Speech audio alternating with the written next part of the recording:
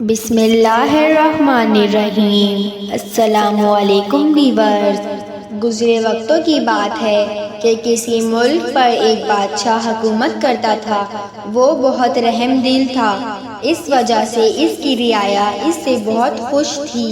بادشاہ اور ملکہ اکثر اداس رہتے کیونکہ ان کی کوئی اولاد نہ تھی۔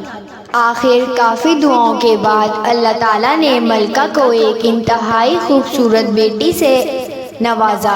بادشاہ نے شہزادی کی پیدائش پر پورے ملک میں بہت بڑا جشن کا اہتمام کیا اور ملک کے تمام لوگوں کو بلایا۔ اس ملک میں کچھ پریاں بھی رہتی تھیں۔ بادشاہ نے ان 7 پریوں کو بھی بلایا تھا۔ دعوت والے دن 7 کے بجائے 8 پریاں موجود تھیں۔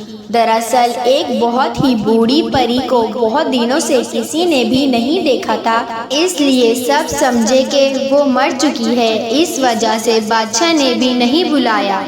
جب تمام لوگوں نے شہزادی کو تحفے دیے تو ایک پری آگے بڑھی اور بولی، میں شہزادی کو حسن کا تحفہ دیتی ہوں۔ دوسری نے کہا، میں اسے دیانتداری کا تحفہ پیش کرتی ہوں۔ تیسری پری بولی، میری طرف سے شہزادی کے لیے شان و شوکت کا تحفہ ہے۔ چوتھی پری نے اپنی باری آنے پر شہزادی کو خوبصورت ناچنے کا تحفہ دیا۔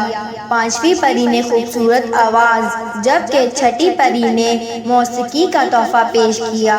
قبل اس کے کہ 7 پری شہزادی کو تحفہ دیتی، بوڑھی پری غصے کی حالت میں آگے بڑھی اور بولی، شہزادی کو چرخے کی سوئی لگ جائے گی اور وہ مر جائے گی۔ اتنے میں 7ویں پری آگے آئی اور بولی، میری طرف سے یہ تحفہ ہے کہ شہزادی مرے گی نہیں بلکہ 100 سال کے لیے گہری نیند سو جائے گی اور 100 سال بعد ایک خوبصورت شہزادہ آئے گا اور نیند سے بیدار کرے گا۔ بادشاہ نے اپنے ملک سے تمام چرخے ختم کروا دیے تاکہ شہزادی بچائی جا سکے۔ سال پر سال بیت گئے، یہاں تک کہ شہزادی 16 سال کی ہو گئی۔ اس دن شہزادی کی 16ویں سالگرہ کا جشن اپنے پورے عروج پر تھا۔ جب شہزادی محل کی چھت پر گئی، وہاں اس نے دیکھا ایک بہت ضعیف عورت چرخہ چلا رہی تھی۔ شہزادی نے کیونکہ چرخہ کبھی نہیں دیکھا تھا، اس لیے اسے حیرت سے دیکھنے لگی۔ بوڑھی عورت نے کہا، بیٹی یہاں آؤ، یہ لو، اسے خود چلا کر دیکھو۔ یہ سن کر شہزادی بوڑھی عورت کے پاس جا کر بیٹھ گئی اور جیسے ہی اس نے چرخے کو ہاتھ لگایا، اس کی سوئی شہزادی کی انگلی میں لگ گئی اور وہ گہری نیند سو گئی۔ بادشاہ اور ملکہ کو اس واقعے کی خبر ہوئی تو دونوں بہت پریشان ہوئے۔ ملکہ کہنے لگی، اب ہم اپنی بیٹی کے بغیر کیا کریں گے؟ بادشاہ نے شہزادی کو اس کے آرام دہ بستر پر لٹا دیا۔ جب 7ویں پری کو معلوم ہوا کہ شہزادی 100 سال کے لیے سو گئی ہے تو وہ سوچنے لگی، شہزادی جب نیند سے بیدار ہوگی تو اس سے زمانے میں اس کو کوئی بھی نہیں جانتا ہوگا۔ یہ سوچ کر اس نے پورا محل پر جادو کر دیا۔ اسے جادو کی وجہ سے محل میں موجودہ تمام جاندار سو گئے۔ شہزادی کا پالتو کتا جو اس کے کمرے کے دروازے پر بیٹھا تھا وہ بھی وہیں سو گیا۔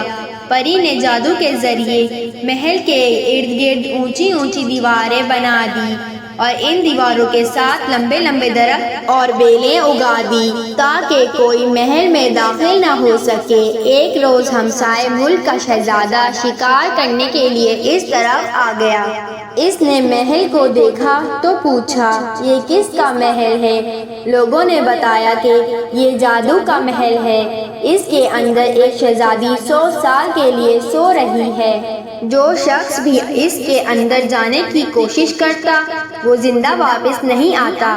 شہزادے نے کہا، میں ضرور اس محل میں جاؤں گا اور اس کا راز جاننے کی کوشش کروں گا۔ لوگوں نے بہت سمجھایا پر شہزادے پر کوئی اثر نہ ہوا اور وہ محل کی طرف چل پڑا۔ محل کے قریب پہنچ کر شہزادے نے درختوں اور بیلوں کی شاخوں کو ہٹانے کے لیے ہاتھ آگے بڑھایا تو وہ خود ہٹ گئیں اور شہزادے کو راستہ ملتا گیا۔ شہزادہ یہ دیکھ کر بہت حیران ہوا۔ چلتے چلتے شہزادہ محل کے دروازے پر پہنچ گیا۔ اس نے ابھی دروازے پر ہاتھ رکھا ہی تھا کہ دروازہ خود کھل گیا۔ شہزادہ دروازے سے اندر داخل ہو گیا۔ شہزادے نے ابھی بات پوری کی ہی تھی کہ زوردار دھماکہ، ہوا تیز ہونے لگی اور شہزادی نے آنکھیں کھول دی۔ اس کے ساتھ ہی محل میں سوئے ہوئے تمام جاندار جاگ گئے، کیونکہ اب جادو کا اثر ختم ہو چکا تھا۔ بادشاہ اور ملکہ اپنی بیٹی کو مل کر بہت خوش ہوئے۔ سب نے مل کر شہزادی کی 16ویں سالگرہ منائی، کیونکہ 100 سال گزرنے کے باوجود سب لوگوں کی عمر وہی تھی جو ان کی سونے سے پہلے تھی۔